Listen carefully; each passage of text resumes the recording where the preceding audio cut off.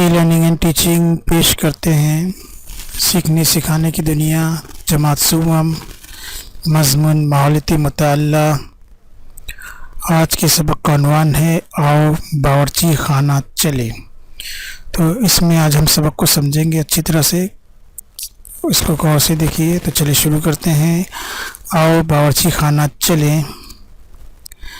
इस तस्वीर में हमको दिखाई दे रहा है दादी अम्मा जो है पूरियाँ तल रही है। मिट्टी का चूल्हा है, लकड़ी के ज़रिए आग लगाई गई है और हरारत दी जा रही है और पूरियों को जो है लकड़ी की आग पर जो है पकाया जा रहा है, तला जा रहा है। तो इसको हम तलने का अमल कहते हैं, जो यहाँ पर लकड़ी को जलाकर किया जा रहा है। बताओ तो बोला तस्वीर में पूरियाँ पकाते हुए बताया गया है। पूरियाँ पकाने के लिए उन्हें तलते हैं, इसके लिए लकड़ियाँ जलाकर हरारत दी जाती है। तो यहाँ ये जो हरारत दी जा रही है लकड़ियों को जलाकर, इसको जलाने में काफ़ी दिक्कत आती है। सर्दी हो, गर्मी हो, बारिश, तो बारिश के मौसम में लकड़ियाँ जो है वो थोड़ी सी नम होती है, तो उनको जलाने में काफ़ी मेहनत करनी पड़ती है, तब जाके इसमें आग लग जाती है। फिर धुआं भी बहुत होता है, तो ये लकड़ियों को जलाकर पकाना बड़ा मुश्किल काम होता है। नीचे दी हुई तस्वीर देखकर इस तरह मालूमात दो। जैसे ऊपर की तस्वीर में हमने देखा कि पूरियों को तला जा रहा है, इसी तरह नीचे की तस्वीरों को भी देख के हमें बताना है कि इसमें किस तरीके से पकाया जा रहा है। तो पहली तस्वीर में हम देखते हैं रोटी जो है वो सेकी जा रही है तवे के ऊपर। ठीक है, रोटियाँ बेल कर जो है तवे पे सेकी जा रही है, उसको सेकना कहते हैं। ऊपर जो है वो पूरियों को तला जा रहा है, तेल डालकर उसको तला जाता है। यहाँ पर तेल की ज़रूरत नहीं होती है। ये दूसरी तस्वीर में भी जो है तला जा रहा है, तेल डालकर उसको अच्छे से पकाया जा रहा है। तो ये भी दूसरा तरीका है तेल से। और उसके बाद तीसरा उबाल कर पकाना। तो कुछ पकवान पकाते वक्त हरारत क्यों दी जाती है, ये सवाल है। आपको बताना है कि कुछ पकवान हैं ऐसे जिनको पकाने के लिए हरारत दी जाती है। तो इसका जवाब है कि भाई अगर हम हरारत अगर नहीं देंगे, अगर हम उसको गर्मी नहीं पहुंचाएंगे, तो पकवान कच्चा रह जाएगा और खाने में जो लज्जत है वो नहीं होगी और हमारे हाज़मे भी जो है प्रॉब्लम होगी, ठीक से हज़म नहीं होगा, पेट में दर्द भी हो सकता है अगर ग़िज़ा सही से नहीं पकी है। तो हम कौन सी अशिया बग़ैर पकाए खाते हैं? तो ऐसे कौन सी चीज़ें हैं जिनको पकाने की ज़रूरत नहीं पड़ती है? तो ऐसे फल होते हैं और ककड़ी है, उसके अलावा गाजर है, ये ऐसी बहुत सी चीज़ें हैं, टमाटर, इसको पकाए बिना भी खा सकते हैं।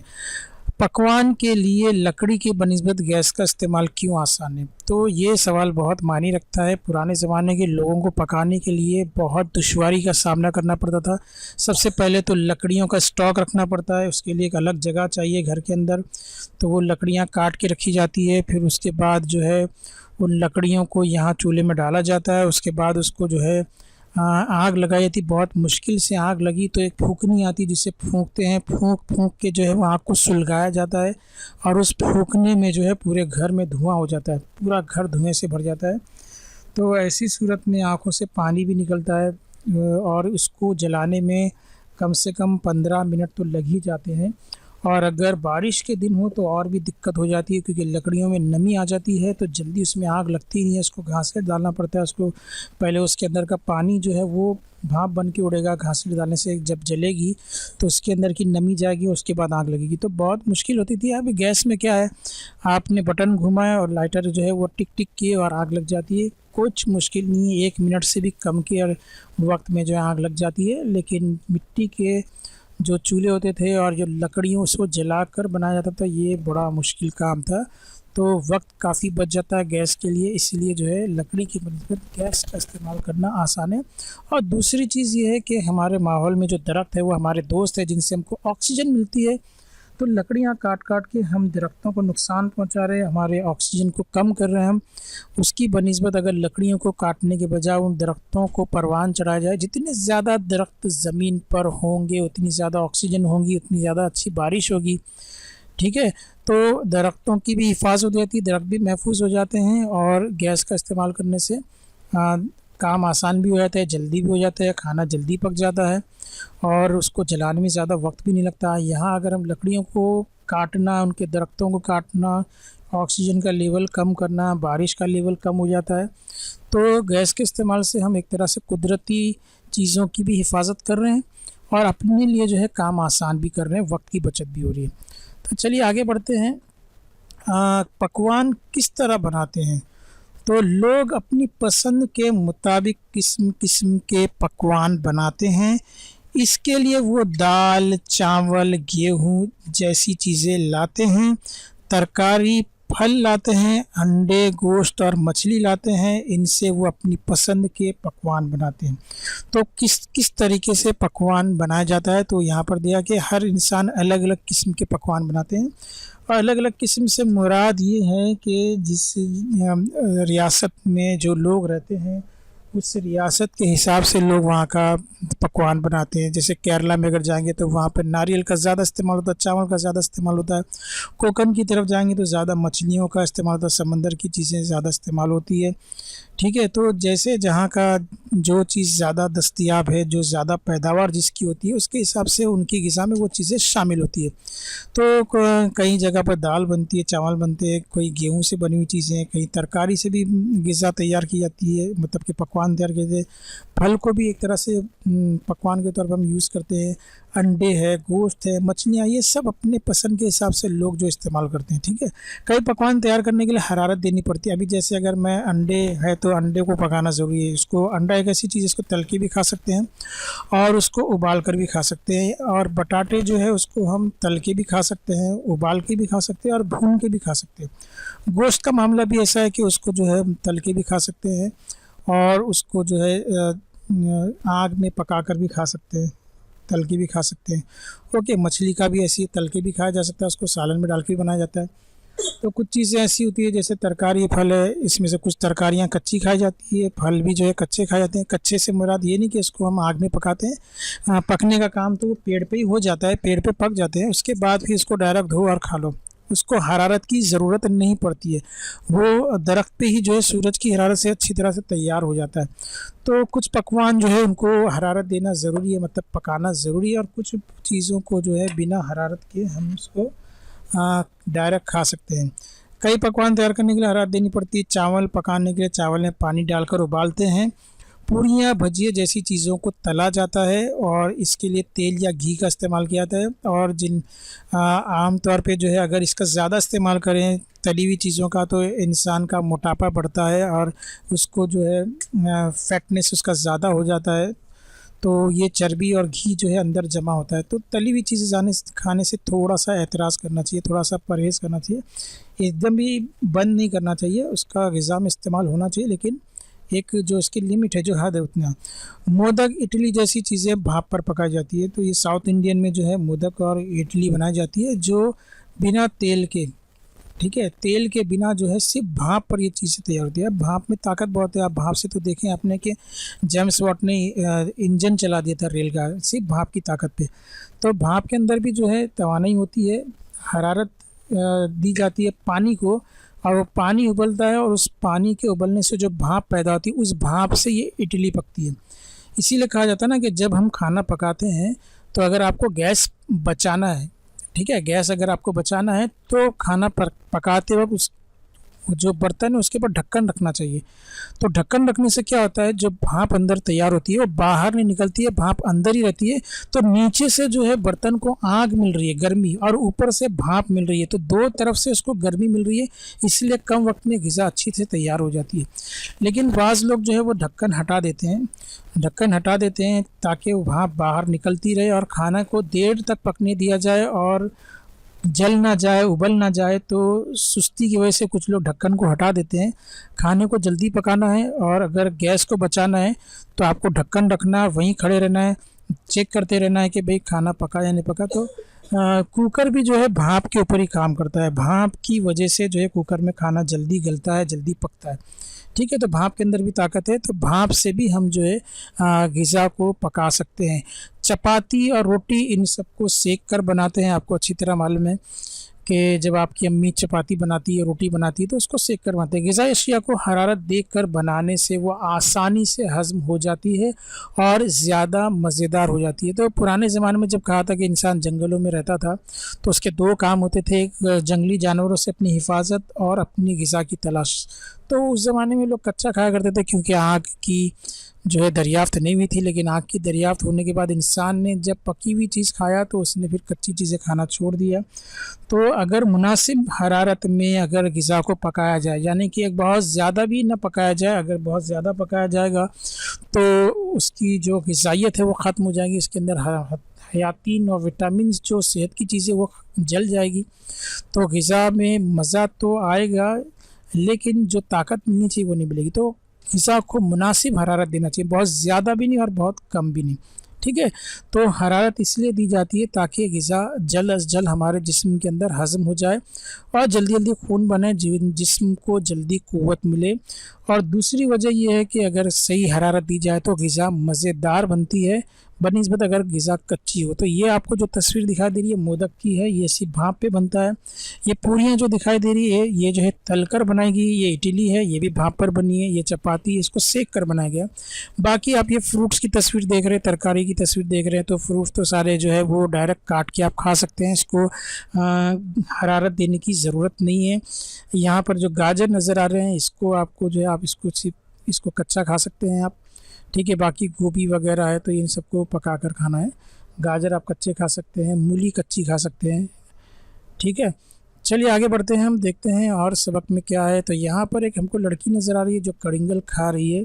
काटे और खाओ, बहुत ही अच्छी चीज़ है। उसके बाद एक केला है, छीलो और डायरेक्ट खा लो।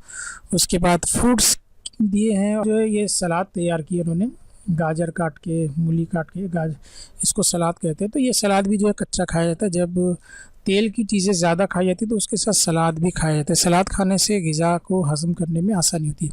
सभी ग़िज़ाई अशिया हरारत देखकर नहीं पकाई जाती, ऐसा ज़रूरी नहीं कि जितनी भी हम चीज़ें खाते हैं सबको जो है गैस पे पकाया जाए, सबको आग दिखाई जाए, सबको हरारत दी जाए, ऐसा ज़रूरी नहीं है। कुछ अशिया हम कच्ची खाते हैं। फल हमेशा कच्चे ही खाए जाते हैं, यानी बग़ैर पकाए, ठीक है। हम कभी कभी टमाटर, ककड़ी जैसी चंद तरकारियां भी कच्ची खाते हैं। अक्सर जो है ककड़ी वगैरह तो कच्ची ही खाई जाती है। ककड़ी का कचूमर, केले की शिकरन जैसी अशिया हरारत दिए बग़ैर ही तैयार की जाती है, तो इनको हरारत देने की ज़रूरत नहीं है, काटो और सीधा खा लो।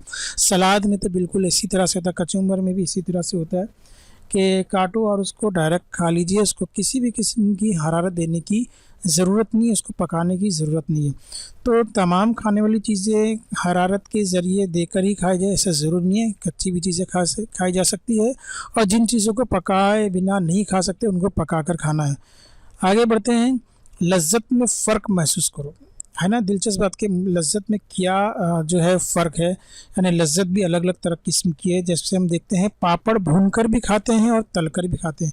अगर आपने तलकर पापड़ खाया है तो कभी कभी आप उसको भून कर भी खाकर देखिए दोनों का जायका आपको फ़र्क लगेगा। जो तलकर खाया उसका जायका आपको अलग लगेगा और जो आपने बिना तेल के डायरेक्ट आग पे जब उसको भूनेंगे तो वो भुना हुआ पापड़ खा के दिए उसमें एक अलग मज़ा रहेगा। बहुत सी चीज़ें जो डायरेक्ट आग पर भून कर जो है खाई जाती है और कुछ चीज़ें तल के खाई जाती है, लेकिन पापड़ ऐसी चीज़ है जिसको भूनकर भी खाते हैं और तल कर भी खाते हैं। एक ही किस्म के दो पापड़ लो, एक को भून लो दूसरे को तल लो, ये देखो कि दोनों की लज्जत में क्या फ़र्क है। अगर आपने ऐसा नहीं किया है तो आप ज़रूर करके देखिए और ज़रूर मुझे कमेंट्स में बताइए कि आपको कौन सा पापड़ अच्छा लगा, आपको भून कर खाया हुआ पापड़ अच्छा लगा या तल कर, ठीक है। ज़्यादा कौन सा आपको पसंद आया। दूसरा है मूंगफली के दाने भूनकर भी खाते हैं और कच्चे भी खाते हैं।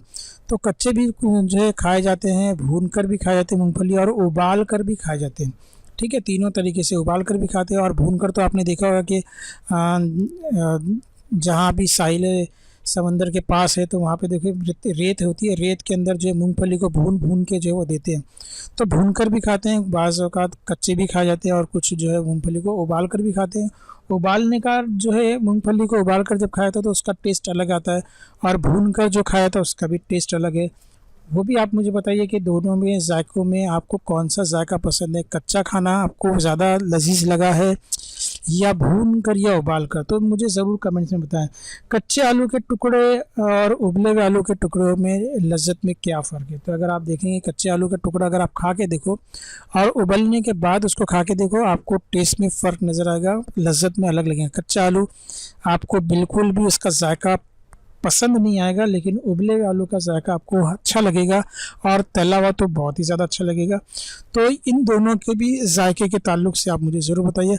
हरारत देने के मुख्तलिफ़ तरीके, ग़िज़ाई अशिया पकवान तैयार करते वक्त हरारत देने के लिए मुख्तलिफ़ ईंधनों का इस्तेमाल किया था। जैसे अभी मैंने बताया पकवान अलग अलग किस्म के हैं, कुछ जो है उनको हरारत देना ज़रूरी है, बिना हरारत के दिए ग़िज़ा को हम खा नहीं सकते, और कुछ चीज़ों को बिना हरारत के भी हम खा सकते हैं। कुछ ऐसी चीज़ें हैं जिनको तल कर भी खाया जा सकता है और भून कर भी खाया जा सकता है।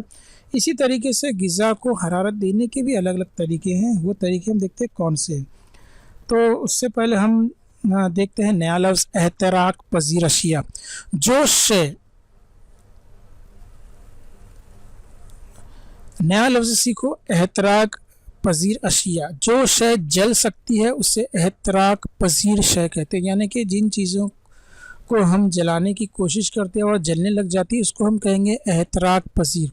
लेकिन बाज़ चीज़ें हैं उनको जितना भी जला वो जलेंगे नहीं, उसके अंदर आग नहीं लगेगी, तो उसको हम एहतराक पज़ीर अशिया नहीं कहेंगे। वही चीज़ों को हम एहतराक पज़ीर अशिया कहेंगे जो जल सकती है। काफुर खुद जलता है इसलिए ये एहतराक पज़ीर शय है, पानी जल नहीं सकता इसलिए वो एहतराक पज़ीर शय नहीं है। तो लकड़ी जलती है उसको भी हम जो है एहतराक पज़ीर कह सकते हैं।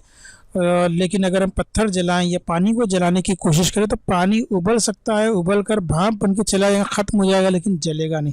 तो पानी को हम एहतराक पज़ीर अशिया नहीं कह सकते। अब उसके बाद दूसरी चीज़ आती है ईंधन। ईंधन लफ्ज़ आपने सुना होगा। हरारत हासिल करने के लिए जो एहतराक पज़ीर शय आसानी से इस्तेमाल की जा सकती है उसे ईंधन कहते हैं, यानी ऐसी चीज़ें जिसमें आग लगती है, जो जलती है, उन चीज़ों को हम ईंधन कहते हैं। तो आग लगने में, लकड़ी में आग लग जाती है, आपको मालूम है। उसके साथ जो है गैस के अंदर आग लगती है, पेट्रोल में आग लगती है, डीजल में आग लगती है, घासलेट मिट्टी का तेल जो होता है जिसको हम घासलेट कहते हैं उसमें आग लगती है। तो ये तमाम चीज़ें, और पत्थर का कोयला, जो ट्रेन चलाने में पत्थर का कोयला इस्तेमाल होता है उसमें भी आग लगती है, कोयले में आग लगती है। तो ये सब चीज़ें जो हैं जलती है, इसलिए ये एहतराक पज़ीर चीज़ें हैं, और ये एहतराक पज़ीर चीज़ों को ही हम जो है ईंधन कहते हैं। सभी एहतराक पज़ीर अशिया ईंधन के तौर पर इस्तेमाल नहीं होती। जो आसानी से जलती है और उनके जलने से काफ़ी मिकदार में हरारत पैदा होती है, उन्हें ही ईंधन कहते हैं। तो हर जलने वाली चीज़, यानी हर एहतराक पज़ीर अशिया को हम ईंधन नहीं कह सकते हैं, बल्कि जो आसानी से जलती है और आसानी से दस्तयाब होती है और जलने के बाद काफ़ी मिकदार में अगर हरारत पैदा करती है तो उसको हम ईंधन कहते हैं। अभी प्लास्टिक भी जलता है, लेकिन हम प्लास्टिक को ईंधन के तौर पर इस्तेमाल नहीं कर सकते, ठीक है। काफ़ी मिकदार में इसमें से आग पैदा नहीं होती है, तो उसको हम ईंधन के तौर पे इस्तेमाल नहीं कर सकते। हाँ, लकड़ी को हम कर सकते हैं, कोयले को हम कर सकते हैं। पत्थर के कोयले में तो बहुत ज़्यादा हरारत होती है, इसलिए वो इंजन को भी खींच लेता है। रसोई गैस में भी बहुत काफ़ी मिकदार में हरारत पैदा होती है। मिट्टी के तेल में, पेट्रोल में बहुत ज़्यादा हरारत होती है। तो जो चीज़ें आसानी से मिल जाती है उसको हम ईंधन के तौर पर इस्तेमाल करते हैं। उसके बाद हम देखते हैं यहाँ पर आजकल कई लोग पकाने के लिए गैस इस्तेमाल करते हैं। ये ईंधन आसानी से इस्तेमाल किया जा सकता है। गैस फ़ौरन जलती है इसलिए धुआं नहीं निकलता, गैस पर पकाने में वक्त भी कम लगता है। तो मैंने बताया था कि लकड़ी को जलाने के लिए जो है बहुत धुआं निकलता है। लकड़ी को जलाने के बाद घर में पूरा धुआं फैल जाता है और काफ़ी वक्त लगता है लकड़ी को जलने में, उसको आग पकड़ने में काफ़ी वक्त लगता है। देखिए ये फूंकनी से जो है फूंक मार रही है ताकि जो एक लकड़ी में आग लगी है वो आग फिर शोला भड़कते भड़कते पूरी लकड़ी में आग लग जाए। और ध्यान रखना पड़ता है कि लकड़ियाँ अगर ख़त्म हो गई तो आग बुझने से पहले पहले दूसरी लकड़ियाँ ला के डालना है। अगर आग बुझने से पहले पहले हमने लकड़ी नहीं ला के डाली तो आग बुझ गई, तो फिर आपको वापस जलाने के लिए फिर उतनी ही मेहनत करनी पड़ेगी और खाना जो है आधा कच्चा आधा पक्का रह जाएगा। तो काफ़ी दिक्कत वाला काम है, वक्त ज़्यादा लगता था। लेकिन गैस का मामला ऐसा नहीं है, ये इसके अंदर आवाज़ भी होती है, इसके बाद पोल्यूशन भी होता है। लेकिन यहाँ पर अगर हम देखेंगे तो गैस में बिल्कुल आवाज़ नहीं आती है और खाना जो है जल्दी पक जाता है, वक्त कम लगता है, किसी किस्म का कोई धुआं भी नहीं होता, पोल्यूशन भी नहीं होता। तो ये गैस इस्तेमाल इसीलिए ज़्यादा बढ़ गया, वरना पहले लोग जो है गैस इस्तेमाल करने से थोड़ा डरते भी थे क्योंकि एहतियात करनी पड़ती है। गैस में जल्दी आग लग जाती है, आपको पता है। तो अगर आपने गैस को एहतियात के साथ इस्तेमाल नहीं किया तो ये डेंजरस भी है। है ना। अगर इसका कुछ गैस लीक हो रहा है या घर में पूरी गैस भर गई है और आपने इसमें माचिस खींच दी तो आग लग सकती है। आग जो है वो इलेक्ट्रिक को आग लग सकती है, घर पूरा जल सकता है, इसलिए थोड़ा एहतियात करना ज़रूरी है। चलिए आगे बढ़ते हैं।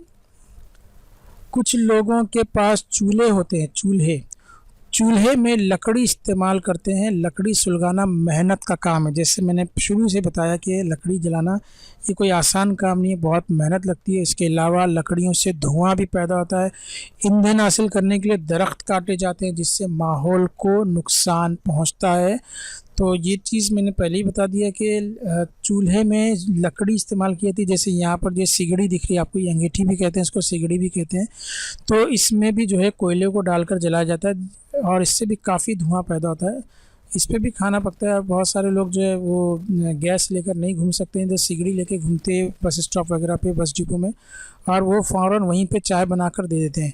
ठीक है, ये सिगड़ी आपको दिखाई दे रही है। यहाँ पर जो लकड़ियाँ डाली जाती है, जलाई जाती है आग, और उसके बाद यहाँ पर जो है बर्तन को रखा था, ये दिख रहा है ये, तो इसके ऊपर बर्तन रखा था ताकि उस बर्तन को अच्छे से आग मिल सके। जहाँ लकड़ी, कोयले जैसे धुआं पैदा करने वाले ईंधन इस्तेमाल होते हैं वहाँ के लोगों को चाहिए कि वो बावर्ची खाने में खिड़कियाँ लगाएं। तो जाहिर सी बात है, अगर लकड़ी का इस्तेमाल बहुत सारी जगह आज भी हो रहा है, गैस हर जगह नहीं है, तो आज भी लकड़ी के जो है जलाकर जो है वो खाना पकाया जाता है। तो धुआं घर में भर जाता है, उससे आँखों से आंसू भी निकलते हैं और उस धुएं वाली हवा में सांस लेने से फेफड़ों को भी नुकसान पहुंच सकता है। तो ऐसी सूरत में जो है, जो बावर्ची खाना जहाँ पर है वहाँ पर बड़ी बड़ी खिड़कियाँ होनी चाहिए ताकि घर के अंदर काफ़ी उजाला भी आ जाए और जो धुआं है वो खिड़कियों के ज़रिए बाहर चला जाए। ठीक है, तो धुआं कमरे के अंदर भरेगा नहीं, आपको खांसी नहीं आएगी, आँखों से आंसू नहीं आएंगे और उस हवा में आपको सांस भी लेना नहीं पड़ेगा। तो खिड़कियाँ रहेगी तो हवा से सारा धुआं बाहर निकल जाएगा, तो आपको उतना नुकसान नहीं हो सकता और खिड़कियों के रहने से उजाला भी काफ़ी मिकदार में मिल सकता है। आगे चलते हैं। कुछ लोग ईंधन के तौर पर मिट्टी का तेल भी इस्तेमाल करते हैं। तो ऐसा नहीं है कि सारे लोग लकड़ी का ही जो है इस्तेमाल करते हैं जलाने के लिए ईंधन के तौर पर। मिट्टी का तेल भी जो इस्तेमाल किया जाता है, जो पेट्रोल साफ़ करते हैं तो उसका जो कचरा निकलता है वो डीजल होता है। डीजल को साफ़ करने के तो और जो कचरा बच जाता है वो मिट्टी का तेल होता है। तो मिट्टी के तेल में भी हरारत होती है, उससे ज़्यादा डीजल में हरारत होती है, उससे ज़्यादा पेट्रोल में होती है। तो जो मिट्टी का तेल है जिसको आमतौर पर हम घासलेट कहते हैं, तो उसका इस्तेमाल भी ईंधन के तौर पे किया जाता है। पहले लकड़ियों का इस्तेमाल करते थे, बाद में जब मिट्टी का तेल मिलने लगा और ये बर्नर वाला स्टोव, बत्ती वाला स्टोव ये जब आ गए तो फिर लोगों ने लकड़ी के चूल्हे को छोड़ दिया और इस पे काम करने लगे। उनको लकड़ी के चूल्हे में ज़्यादा मेहनत थी, इसमें उनको कम नज़र आती थी, तो बर्नर वाला स्टोव होता था। अब यहाँ पर देख रहे हैं आप, ये बर्नर वाला स्टोव है और ये बत्ती वाला है। बर्नर में ये जो हिस्सा दिख रहा है ये पार्ट, ये बर्नर है। कभी कभी इसके अंदर कचरा अटक जाता था तो पिन करनी पड़ती है। ठीक है, यहाँ पर जो ये चाबी है और यहाँ पर ये तेल डालने के लिए जगह है और यहाँ पंप है, ये पंप मारना पड़ता है जिससे अभी ये टंकी है इसके अंदर तेल, यहाँ से ये इसको खोलेंगे तो इसमें तेल जाता है और ये चाबी को टाइट कर दी जाती है, बंद कर दी जाती है और इससे जो है मारा जाता है पंप। इसके अंदर एक वॉशर लगा रहता है, उससे जो है हवा एक बार अंदर गई तो बाहर नहीं आती। तो हवा का प्रेशर बढ़ता है तो नीचे का जो तेल है वो ऊपर चढ़ता है, ऊपर चढ़ के बर्नर में आता है। जब हम आग लगाते हैं तो ये तेल मुसलसल बर्नर में आता रहता है, क्योंकि अंदर हवा है, वो हवा के दबाव से तेल ऊपर चढ़ता रहता है और तेल ऊपर आता रहता है और तेल जलता रहता है और खाना पकता रहता है।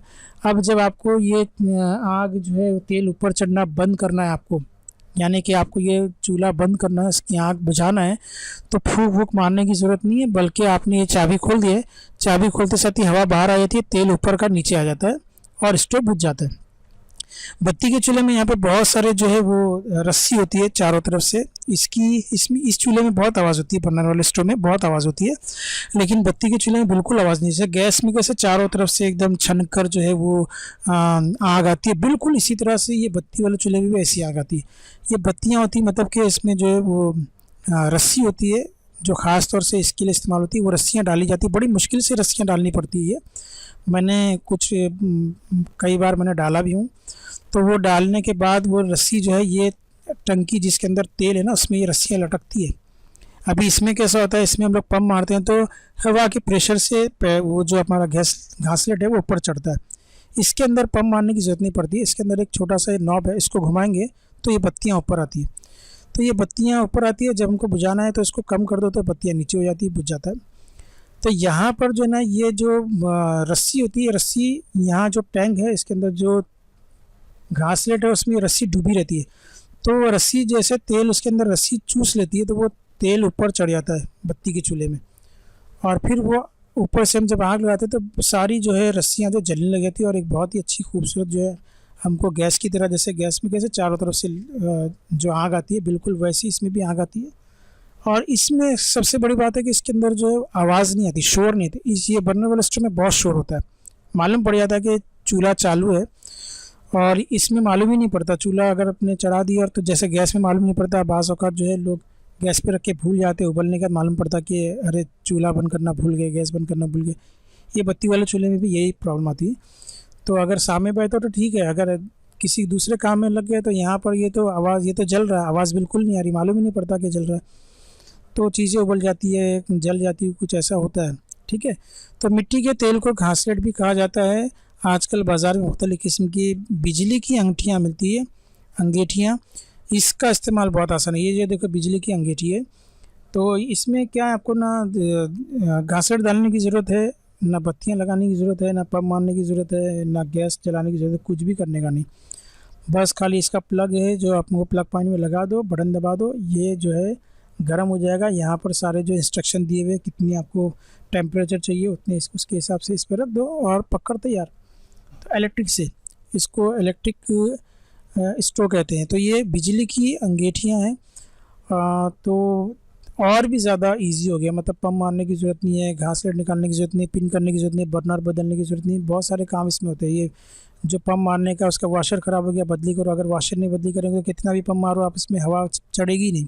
ठीक है, फिर यहाँ पर घासलेट डालने में बड़ी तकलीफ होती है, कैफ लेके डालना पड़ता है, कवल कैफ, उससे डालना पड़ता है। खैर, तो ये बिजली की अंगीठियाँ आ गई, इसका भी इस्तेमाल कर सकते हैं। कुछ लोग बायोगैस का इस्तेमाल करते हैं। बायोगैस भी जो है, और जो भैंस के, गाय के जो गोबर होते हैं उसको ज़मीन में डाला जाता है, उसको चारों तरफ से पैक किया जाता है, अंदर वो जब सड़ता है तो उसमें से गैस खारिज होती है, उसको स्टोर करके फिर जो है ईंधन के तौर पर इसको इस्तेमाल किया जाता है। सूरज की धूप से हरारत हासिल करके शमशी चूल्हे के ज़रिए खाना पकाने वाले कुछ लोग हैं।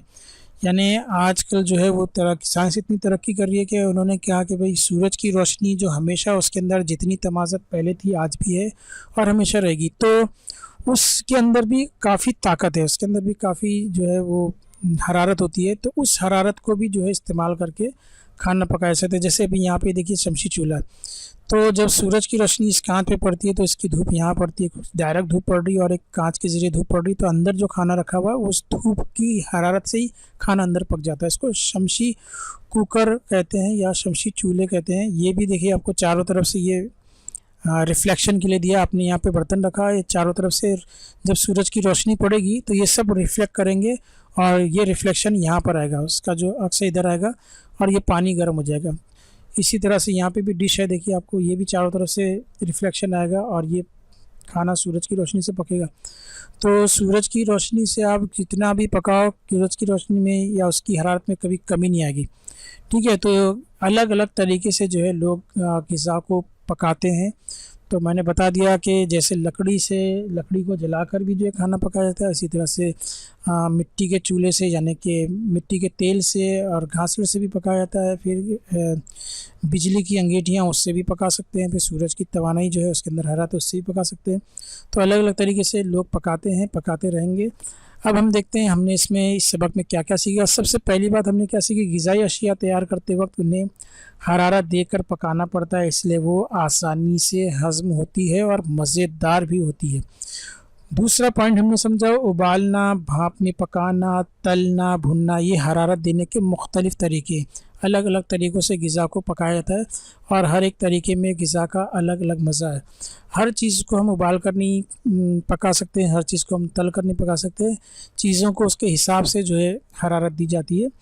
कचूमर, शकरन जैसी कुछ अशिया हरारत दिए बग़ैर भी इस्तेमाल करते हैं। उसके बाद अगला पॉइंट, ईंधन इस्तेमाल करके आग पर खाना पकाना आसान हो, इसके लिए मुख्तलिफ़ किस्म की अंगीठियाँ इस्तेमाल की जाती है। उसके बाद अगला पॉइंट, बिजली और शमसी तवाने का इस्तेमाल करके भी खाना पकाया जा सकता है। तो शमसी तवाने से खाना पकाने की क्या बात शमसी तवानाई से चलने वाली आजकल कारें भी आ रही हैं। आपने देखा होगा कि बिजली पैदा करने के लिए भी जो है वो छत के ऊपर जो है शमसी तवानाई को स्टोर किया जाता है और उससे पूरे घर को बिजली मिलती है।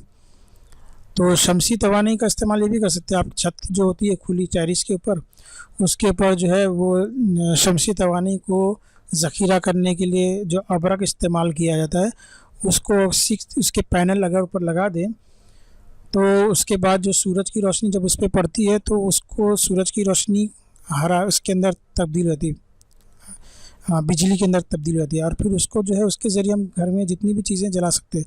अभी मुंबई में जो महाराष्ट्र कॉलेज है उसकी टेरेस पे अगर आप देखेंगे तो ये पूरे पैनल लगे हुए, अगर बिजली चली जाती है, इलेक्ट्रिक चली जाती है तो उनको जो है वो शमसी तवानाई की जो उन्होंने तवानाई स्टोर करके रखे है उससे वो लोग पूरे कॉलेज को रोशनी देते हैं, पंखे ट्यूबलाइट सब जलता है। तो शमसी तवानाई से जब पूरे कॉलेज को रोशनी मिल रही है, घर को रोशनी मिल रही है और सूरज की तवानाई से जो है वो गाड़ियाँ चल रही है, कारें चल रही है, तो खाना तो बहुत ही ईज़िली पक जाएगा, है ना। तो इसका इस्तेमाल करके खाना भी पकाया जा सकता है। इससे हमेशा ज़हन में रखें लकड़ी और कोयला ईंधन के तौर पर इस्तेमाल करने से माहौल के दरख्तों का नुकसान होता है। तो इसको कम से कम इस्तेमाल करें। जब आपके पास कोई पकाने का दूसरा ज़रिया नहीं मौजूद है तभी इसका इस्तेमाल करें। अगर लकड़ी और कोयले की जगह आपको दूसरी चीज़ें मैसर है, मिट्टी का तेल मैसर है और या फिर जो है इलेक्ट्रिक जो है वो अगर मैसर है, गैस मैसर है, तो उसका आप इस्तेमाल करें। लकड़ी और कोयले का इस्तेमाल कम से कम किया जाए ताकि दरख्तों को काटने से बचाया जाए। दरख्त जो है हमारे दोस्त है, उससे ऑक्सीजन मिलता है, उससे माहौल में ठंडक होती है, उसकी वजह से बारिश होती है, तो उनकी हिफाजत करना भी हमारे लिए ज़रूरी है। तो उम्मीद है बच्चों आपको आज का ये सबक अच्छी तरह से समझ गया होगा। तो इस वीडियो को ज़्यादा से ज़्यादा शेयर कीजिए, लाइक कीजिए और चैनल को सब्सक्राइब कीजिए। इसके बाद मैं आगे के भी सबक आपको अच्छी तरह से समझाऊंगा। मैंने एक एक चीज़ आपको डिटेल में समझाई है। एक बार आपने वीडियो देख लिया तो हो सकता है कि आपको समझ में आ जाए, नहीं तो आप फिर से देखिए तो आपको हर पॉइंट समझ में आ जाएगा। फिर क्लास में अगर आपको टीचर सवाल करती है तो आप हर सवाल का जवाब बिल्कुल खुद एतमादी से देख सकते हैं अगर आपने इस वीडियो को गौर से देखा और सुना तो मिलते हैं अगले वीडियो में। तब तक के लिए अल्लाह हाफिज़, खुश रहो, शाद रहो।